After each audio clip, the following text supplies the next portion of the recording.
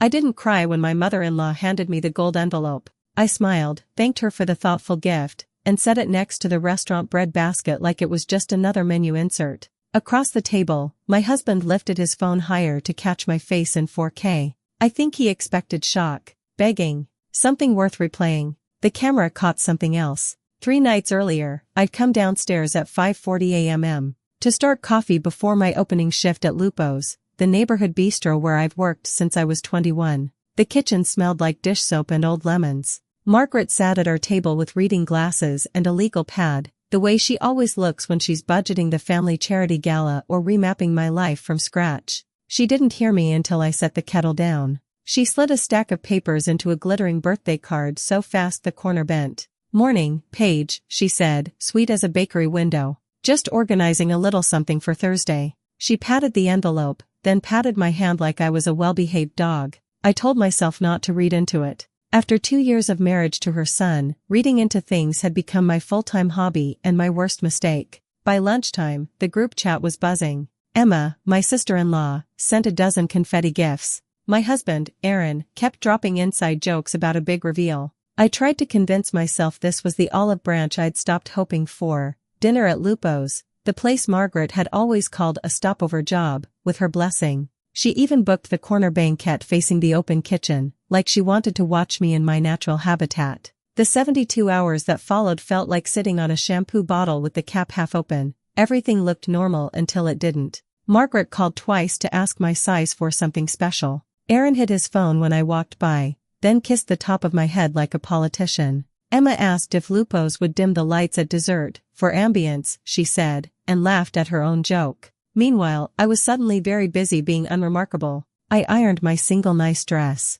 I scrubbed my shoes. I copied the specials into my notebook out of habit: basil gnocchi, roast chicken, lemon tart. I told Mr. Lupo I wouldn't be on the floor that night. His eyebrows jumped. He knows I live off double shifts, but he nodded and told me to sit where the staff could see me so they could send out extra bread. What I didn't tell anyone, not Margaret, not Aaron, not even my best friend on the line, was that a different envelope had arrived that morning. Not glittering, not pink, plain PDF, subject line, offer of employment. The Seaforth Hotel, downtown. Guest services coordinator, 44,000 base, health insurance, tuition assistance for night classes, and an option for staff housing across the street. The hiring manager's note was short: "Your restaurant experience reads like management in disguise." I read that sentence 4 times with my hand over my mouth. I printed the offer on the office copier at Lupo's and folded it carefully into the spine of my old server book, the black vinyl one with the broken hinge and the pen shaped like a sprig of rosemary. I kept touching the edge just to feel it there. Not a fantasy. Paper. My birthday landed on a Thursday. Lupo's glowed like a movie set when we walked in, low bulbs, copper pans gleaming, the sweet fried perfume of onions hitting hot oil. The host recognized me and tried to seat us by the kitchen, the spot where regulars like to say hello. Margaret demurred and steered us to the banquette she'd requested, a little stage with a clear view of the room. "Something for the birthday girl," she announced, placing the gold envelope beside my water glass. Emma lifted her phone too, nails flashing like coins. Aaron's camera focused, the little red light bright as a wound. I turned the envelope over. Heavy. Expensive. Margaret likes good paper. It makes her cruelty feel official. "Open it," she said, sparkling. "We all wanted to be here for this. It's funny what your body remembers under pressure." Mine remembered roll-ups, pinch, tuck, slide. I slid my thumb under the flap. The cardstock whispered. Formal letterhead blinked up at me: names, case number, the sentence that redraws a life in 12 words. Petition for dissolution of marriage between Aaron Cohen and Paige Miller. I felt my heartbeat once in my throat and then exactly nowhere. Someone at the bar laughed, a pan clanged, Maria shouted behind, as she moved past a new server with a tray of martinis. The world was outrageously normal while my marriage sat on the table like a specimen. Aaron held the phone steady, knuckles pale. Emma leaned in, hungry. Margaret's smile was made of porcelain and hunger. "It's better this way," she said softly, for the camera. Clean. Dignified. Like she was putting down a pet. I set the papers down. I looked at my husband over the rectangle that would unmake us. He didn't look triumphant. He looked relieved, like someone who'd finally handed off a heavy box he'd been pretending wasn't breaking his back. I didn't ask why. I already knew the movie of Margaret's mind. I was not a real anything. Not a real career, not a real pedigree, not a real partner for a CPA on his way to partner. I had the wrong shoes for their charity dinners and the wrong aunt in my family group texts.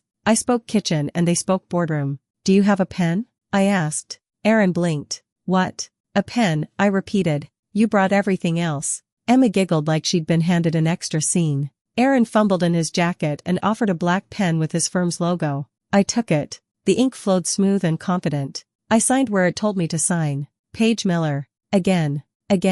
My hand was steady. It had been steady while carrying 8 water glasses across a wet floor. It could be steady now. Margaret's mouth tugged with confusion, as if she'd missed her own cue. Aaron lowered the phone, then raised it, uncertain what expression he was supposed to catch. Thank you, I said, sliding the papers back into their gold sheath. Really? It's the most practical gift you've ever given me. The table went quiet enough to hear the lemon tart torching near the pass. Somewhere in the room, someone started to sing a different table's birthday song. It made ours feel small, and fragile, and mercifully private for half a second. Then I reached into my bag and pressed my old server book flat on the linen, the vinyl side open. Between the check pockets, the white edges of my other life glowed. Before we do cake, I said evenly, I have something to open too. Night 1 started with a lie so small it felt like floss. I told Aaron I picked up a late shift because Lupo's dishwasher quit. He didn't look up from his laptop. Of course, he said, and that was that. I walked 3 blocks past the restaurant and up to the Seaforth, where the marble lobby smelled like eucalyptus and quiet money. The night manager, a soft-spoken woman named Kayla, met me by a fern that was probably more expensive than my entire living room. We sat in a back office with a window into the laundry. Sheets moved like clouds in the huge industrial washers. She asked about difficult guests. I told her about the bachelorette who cried into her risotto and the suburban dad who tried to haggle over a corkage fee like it was a farmer's market. She asked how I handled stress. I told her about New Year's Eve when the POS died mid-seating and we ran on handwritten tickets, how the kitchen sang orders in Spanish and English and I held the room in my chest like a bird until the system rebooted. Kayla smiled like she'd found something she'd been looking for. When the GM poked his head in, I braced for the standard disappearing act. The "we'll be in touch" that never arrives. But instead he asked, do you have a resume on you? I slid over my server book, the hinge squeaking like a joke, and he laughed. That's a yes. I left with the PDF in my inbox and the sense that I'd just stepped onto a different kind of floor, one that didn't tilt under someone else's mood. Night 2 was logistics. I made a list in the margins of the dinner specials like I always do, bank account to separate cash tips from the joint checking, print my birth certificate from the county portal, photograph everything valuable in the apartment in case the argument turned ugly. I stopped by the staff room at Lupo's and borrowed the label maker. In the hall closet at home, I slipped 3 moving boxes behind the winter coats and labeled only the inner flaps, kitchen, books, shoes. I packed the essentials into 2 grocery bags with handles that wouldn't rip, underwear rolled tight, my grandmother's ring, the small framed photo of my dad smiling behind a grill at a 4th of July we didn't know was the last. I found the password to our shared cloud album and downloaded copies of my own photos. Not to erase anything, just to have my life in my pocket if the Wi-Fi suddenly went down. I DM'd my cousin Julia, the only person in my family who can keep a secret for longer than a sitcom, and asked if she could hold a small envelope for me in case of surprise paperwork. She sent back a skull emoji and her address. No questions. That same night I walked the long way home past the staff housing at Seaforth, brick building opposite the service entrance, neat windows with plant cuttings on the sills. A resident propped the door with their sneaker and hauled in a box of Trader Joe's pansies. The hallway smelled like laundry and someone's cinnamon toast. I stood there pretending to check my phone and tried to breathe without crying. Not because it was sad, because it was the first place I'd seen in months that felt like it didn't require me to shrink. Night 3 was rehearsal. If Margaret was planning a spectacle, and every Instagram story told me she was, I needed to decide what face I wanted to wear. I practiced the sentence "I wish you'd told me privately" in the mirror until it sounded like it belonged to me. Then I practiced saying nothing at all. Silence can be heavier than words if you let it stand up straight. At Lupo's, I asked Maria if I could borrow 2 minutes in the office. She handed me the key on a wine cork and a hug I didn't know I needed. I printed copies of the Seaforth offer and tucked one into the spine of my server book,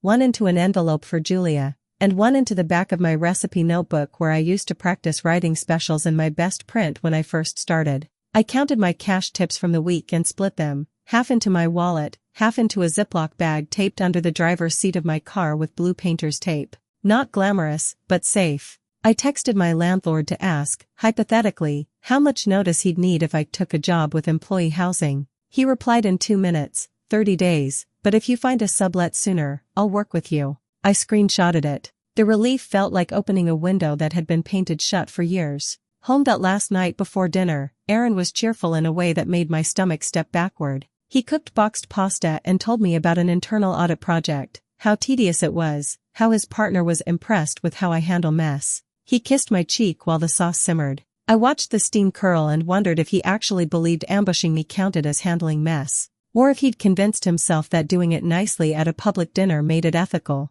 After we ate, I loaded the dishwasher and slipped the Ziploc bag under the sink behind the cleaning sprays, backup for the backup. I laid out my dress and tucked the server book into my tote under a clean napkin like a good luck charm. Before bed, I wrote a note to myself on an index card and taped it inside the tote. You are not a surprise. You are a plan. I slept badly, but I slept. When I woke up, I felt the way I do before a Saturday double, tired and ready. The kind of ready that doesn't ask permission. So when the envelope landed next to my water glass and the phone camera lifted, I didn't have to invent a version of myself I could live with. I just reached for the life I'd already built in secret, one quiet task at a time, while everyone assumed I was too busy folding napkins to notice the plot. I slid my server book onto the linen and opened it like a door. The offer letter lay there, bright as a stage light. This, I said, tapping the header, is where I'll be signing things next. Maria, moving past with a tray of lemon tarts, glanced down and then straight at me.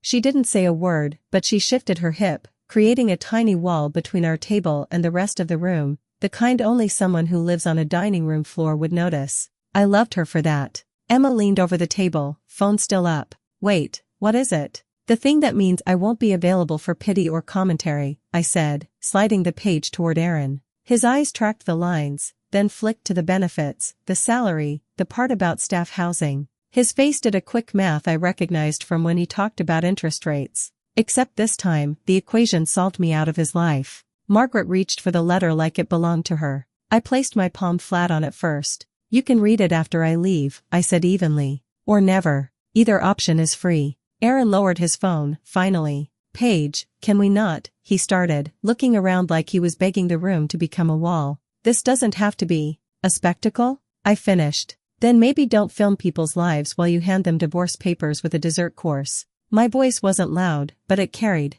Rooms remember when you respect them. 2 things happened at once, Mr. Lupo himself appeared at the edge of our table with the kind of smile restaurateurs use to put out invisible fires, and the host, gently but firmly, told Emma, no filming other guests, please. Emma's eyes flashed, guilty, because the rule was printed right on the menu, no video. Protect the room. I'm sorry, Aaron said to the host, and, finally, to me. He set his phone down. The small red light died, and my shoulders loosened like I'd unhooked a bra at the end of a shift. Mr. Lupo placed a tiny plate between us, a single candle and a ramekin of tiramisu, the humble kind of birthday, the kind that doesn't pretend cake can fix a year. On the house, he said softly to me, and then to the whole table, warmly neutral. If you need anything, we'll take care of you. It wasn't a side. It was a boundary shaped like kindness. I turned the offer letter toward me and signed the bottom. Not for the theatrics, because the line was blank and my hand was ready. Margaret inhaled sharply, scandalized that I would accept a job like I was accepting a proposal. I'm moving next week, I said. I've already spoken to my landlord. I'll send you the forwarding address for mail. I'll separate the bank account by Monday. I'll inventory the apartment Saturday morning, Aaron, if you want to be there, fine. If not, I'll text photos of anything in question. The words felt like beads I'd already strung, each sliding into place with a quiet click. Emma laughed, uncertain, like maybe I was joking. Where's all this coming from? From paying attention, I said. From the part of me you all kept calling emotional, which turned out to be logistical. Margaret found her balance on a familiar ledge, judgment. This is rash, she said, chin high. A hotel job? Staff housing? It sounds, she glanced at the copper pans, the staff who'd stopped pretending not to hear. Temporary. Maybe, I said. But it's mine. And it doesn't film me when I'm most human. Aaron stared at the offer letter, then at the divorce papers. He wasn't cruel.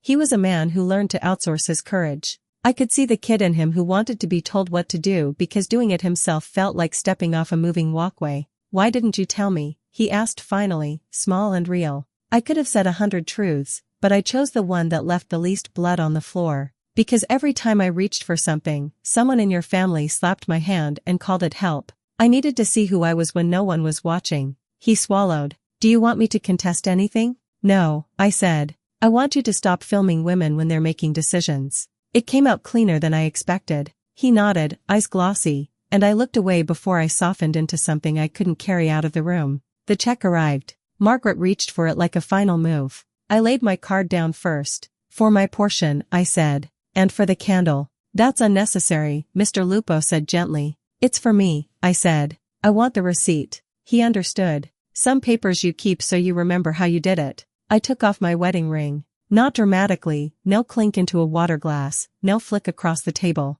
I placed it in the small square of velvet the jeweler had given us and slid it across to Aaron. His hand hovered, then landed. He closed the lid with a soft click that sounded like honesty. I stood. My chair's legs whispered over the floor like a secret agreeing with me. I folded the gold envelope once, then again, until it fit into my tote beside my server book. I left the signed Seaforth copy on the table for exactly 1 second, let everyone see the new shape of my life, then tucked it safely away. At the door, I turned back. I meant it, I said to Margaret. Thank you for the gift. I needed the push more than I knew. It wasn't salt. It was closure. Outside, the summer air tasted like clean citrus. I heard Maria laugh in the kitchen, a bright sound like pans kissing. I walked toward the streetlights and the brick building across from the Seaforth where windows glowed with other people's beginnings. And I did the one reckless thing I allowed myself that day. I believed I could be happy in a place no one picked for me. I didn't look back. The door closed behind me with a hush, and the room took me off its list. The text buzzed at 7:03 a.m. on a Saturday. I'll be at the apartment at 10 for the inventory. Aaron, I stared at the message over my coffee and wrote 3 lines in my notebook. 1. Photograph everything. 2. No arguments. 3. Leave with keys. By 9:50 I was in the old living room with the windows open, fans pushing out the stale smell of a place that doesn't know who it belongs to anymore. I'd laid items on the rug in neat grids like we were selling our history at a yard sale. Books, his/mine, mugs, 2 each, pans, the cast iron was mine, I had the burns to prove it. I'd taped post-its where it mattered. The silence thudded in the corners. Aaron let himself in at 10:04, hair wet from a shower, eyes tired. He set a legal pad on the coffee table and stood there, taking in the rugs rows like it was a math problem with fewer variables than last time. You organized, he said, like a compliment and an apology. It helps, I said. We start with the couch? We did it like a shift change. He wrote, I photographed. We named each object into its next life. We talked about nothing while our hands did the work. The few times our fingers brushed, both of us moved like the stove was still on. At the bookcase, he reached for the cookbook we'd used twice. Do you want this? It was your mother's gift, I said. Keep it. He hesitated. It was really mine, he said softly. The gift was pressure-dressed as generosity. He placed it in his pile but didn't write it down. At noon we ordered sandwiches because that's what people do when they don't know how to stop without breaking. The delivery guy recognized me. Hey, Lupo's, he said, snapping his fingers. You're the— He stopped, caught himself, and smiled with the kindness of someone who reads a room for a living. You make a good table. After we ate, we stood in the bedroom that still smelled like our old laundry soap. The ring indentation in my jewelry tray looked like a parking space after a car pulls out. Aaron took a breath like he had a speech ready and then surprised us both by telling the truth instead. I filmed because I didn't know what else to do, he said. It felt like, if I captured it, I'd control it. That's how I live. Numbers. Documentation. It's not an excuse. It's just, I didn't know how to be in the moment if it wasn't neat. I leaned against the dresser so the conversation had somewhere to land. You could have told me in the kitchen while the kettle boiled, I said. I would have hated it just as much, but it would have been ours. He nodded. I don't know how to choose ours if my mother is in the room. He smiled without humor. Or thinks she is. We finished the list. He signed my copy, I signed his. At the door, he handed me 2 keys and kept one. That math felt right. On my way back to the Seaforth, Kayla texted, Ballroom B lost a circuit. Brunch gala in 90. Bring your calm. The hotel entrance was a ballet of controlled panic, florists moving centerpieces like chess pieces, a chef whisper shouting about chafers, a DJ testing silence. I tucked the inventory folder under the desk and slipped into the stream. 10 minutes in, I saw Margaret. She stood by a pillar with a clipboard and a look I recognized from every fundraiser photo,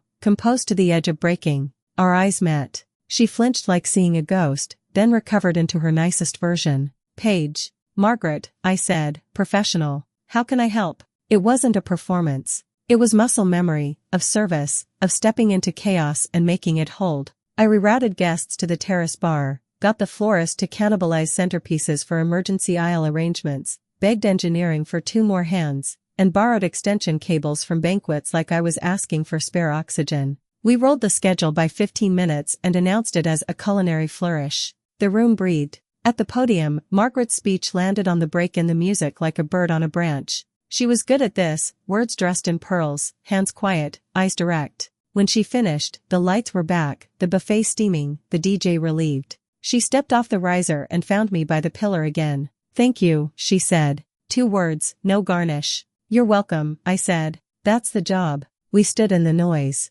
She looked at me like she was measuring the distance between the girl she'd tried to edit and the woman managing her event. I didn't realize, she said finally, how much of what you do requires. She searched for a word she'd never had to use with me before and landed on the right one. Authority. I didn't either, I said. Until I stopped asking for it. A volunteer appeared at her elbow asking about raffles. She turned to go. Then, almost as an afterthought, she took something from her purse, a small white envelope. My name on it. Plain paper. I wasn't sure if I'd see you, she said. It's a donation receipt in your name. For the culinary scholarship. She winced at her own explanation. It felt appropriate. I took it. Inside was a copy of the receipt. Nothing dramatic. A number I couldn't have imagined when I first learned to carry 4 plates. I looked up. Thank you, I said, and meant it the way you mean it when you're meeting someone halfway across a bridge neither of you knew how to build before. When the ballroom found its rhythm, I slipped back to the desk. Kayla handed me a sticky note. You held the room.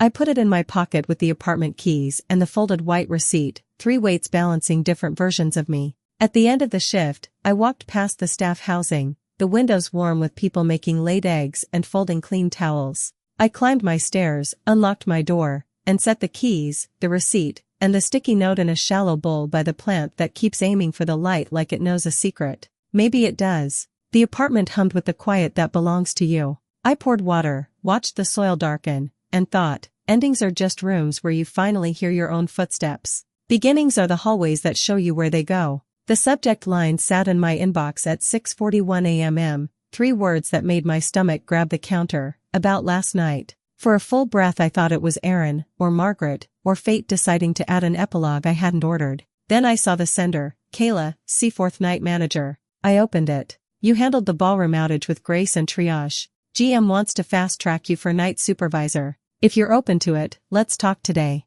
Also, someone dropped this off for you at the desk late, a USB drive with your name. No note. The promotion made my lungs forget the choreography. The USB made them remember. I tucked the email into my mental pocket and walked to work before the city's heat turned the sidewalks into a griddle. By 9, the lobby was a sequence of small rescues, directions to the ferry, a printer jam, a couple arguing in gentle whispers over whether to upgrade. Kayla handed me the flash drive wrapped in a post-it. Page. Black plastic, ordinary as a paperclip. I felt 15 again, my first secret in a pocket. Want privacy? She asked. In 5, I said. Work first. That's how you keep your hands steady. At 10:15 I slipped into the staff break room, closed the door, and slid the drive into the desktop. 1 folder. 1 file, birthday_dinner, MP4. The player opened on a still frame of my own hands turning a gold envelope over on white linen. I braced. Then I hit play. The video was shorter than the night had felt. It began mid-laughter, my face already aware. The audio was clear, Margaret's stage voice, Emma's giggle, my do you have a pen? That sounded like someone who had rehearsed believing in herself. It cut off before I left the table, just after I signed the job offer with Mr. Lupo's candle flickering between us. At the end, the camera dropped, there was a gasp, not mine, and then the scrape of a chair. The last frame was Aaron's hand covering the lens. The file stopped. I sat there with my heartbeat in my ears and the metallic aftertaste of adrenaline on my tongue. I knew who had delivered it. Only one person had the phone, the motive, and the new understanding of what documentation does to a life. I ejected the drive, walked back to the lobby, and texted, "Got your package." He replied in a minute. I didn't delete the original. I archived it for legal, then saved this for you. It's yours to keep or erase. I'm sorry, Paige. I typed and erased a dozen replies. In the end I sent, thank you. 2 words, no garnish. The same ones I'd used with his mother. Maybe growth is a matching set. Kayla waved me into the office with a smile that was all business. The fast-track talk was concrete: training modules, shadow shifts, a supervisory key that opens the rooms you don't know exist until you need them. You have the calm, she said. We can teach the rest. I signed the paper. Different ink. Same steadiness. That night, the hotel felt like a ship I suddenly knew how to steer. I met the night engineer who fixes the complaints you never hear about, the steward who can make a coffee earn behave by just looking at it, the banquet's captain who treats timing like jazz.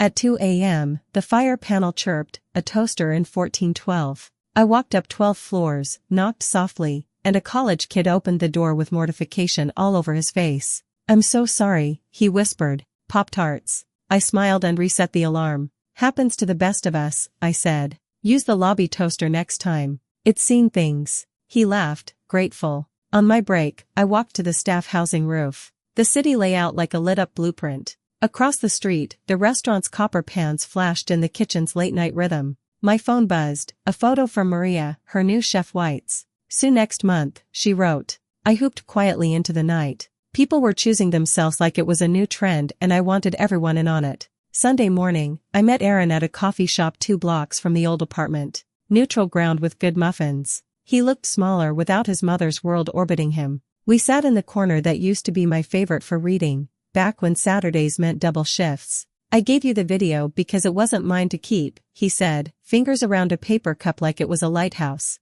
I'm learning that late. I'm learning to forgive people on a delay, I said. It sticks better. He nodded. I'm selling the couch, he blurted, and we both laughed at the weirdest olive branch in the world. Then he added, fairly, I'm starting therapy. Good, I said. It's like taking a real knife to the packaging instead of using your nails. He smiled into his coffee. We left it there, 2 people with matching scars and separate maps. Back at the Seaforth, a family checked in for a reunion. They had matching t-shirts and the kind of joy that makes a lobby feel like a porch. The grandmother asked if I could recommend a place for dinner that tastes like memories. I wrote down Lupo's and told her to ask for the corner banquette. Some rooms give you back your better self. That one always had. I kept the flash drive in a small tin with my spare key and the hotel pin Kayla gave me after the power outage. I didn't erase the file. Not because I needed proof. Because sometimes the truth is a mirror you keep in a drawer, just in case you forget the shape of your own face. On my next day off, I took the ferry by myself. The wind braided my hair into a mess I didn't bother fixing. I watched the city tilt and settle as the boat turned. My phone buzzed with a calendar reminder I'd made weeks ago without believing in it yet. Move-in rent due. I paid it with a thumbprint and laughed out loud, alone, happy in a way that didn't need a witness. When the boat docked, I texted Kayla that I was bringing in croissants for the night team. I texted Maria a photo of a lemon tart in a bakery window. I texted Julia a heart for holding an envelope when I needed a soft place to land. Then I put my phone away and just listened to water slap the hull. I used to think endings were about what you survived. Now I think they're about how you arrange what's left. Mine looks like a key on a lanyard, a plant reaching for light, a white envelope with the right name on it, and a city that keeps handing me small, human things to carry well.